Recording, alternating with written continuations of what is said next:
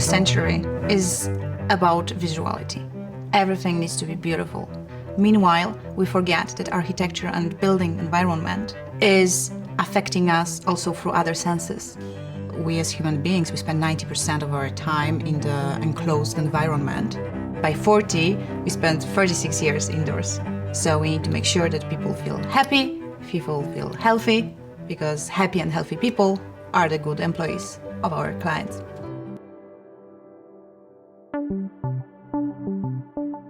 If we look back sort of 60 years and think about the revolutions that happened in office design, the architectural form often ended up closing down to create dark spaces, in effect sort of inhibiting the penetration of light to those who were left in open plan in the middle of the buildings. As the telephone became an object on everybody's workstation, you started to see a sort of change in the planning regimes to office layouts. Then the electric typewriter developing memory, and then into word processing. Suddenly office planners were responding to the needs of those technological advancements. It wasn't probably until the 90s that allowing greater glass facades to enable the light to penetrate for everybody to enjoy.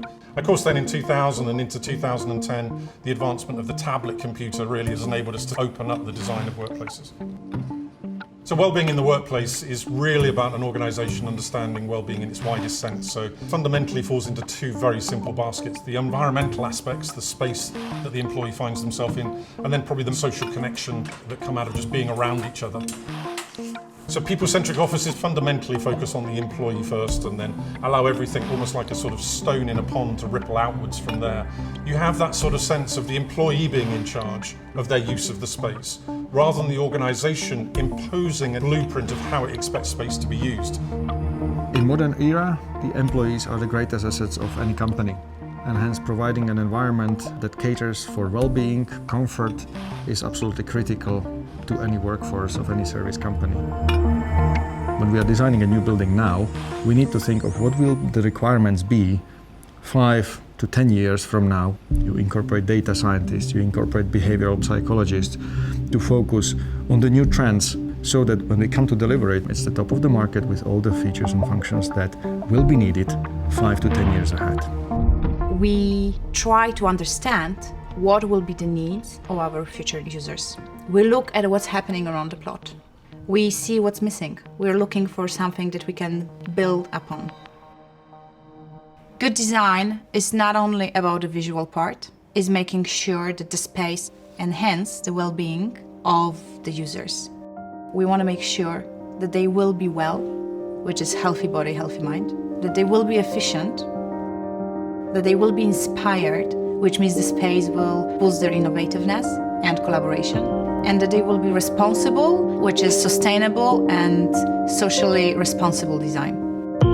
Access to external space and views are a major benefit to employees in buildings like this. This is a fantastic example of all the ingredients in one mix, because you have a lot of biophilia, amazing view, amazing accessibility. And a multi-use space, right? So people out here collaborating, people out here having lunch, getting fresh air. Absolutely, absolutely. If we ask ourselves, why is there this sudden sort of interest in corporate well-being, employee well-being? Society has got a much greater awareness, and technology has kept sort of pace with that in terms of informing us about the impacts of those decisions that we make on a daily basis around our actions and therefore our well-being. Technology is important in all aspects of our lives, and the offices are not different.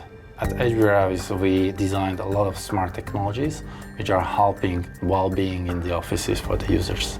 This is one of our visual interface. You can use it for the searching the information. You can use it for the checking the quality of the environment in the meeting rooms, and you can check it for wayfinding features.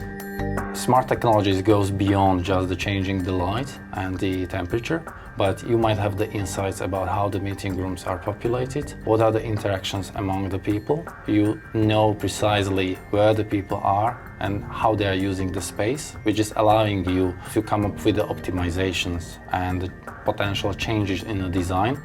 When it comes to offices, it's not only about the physical space, but it's about the culture that supports well-being too.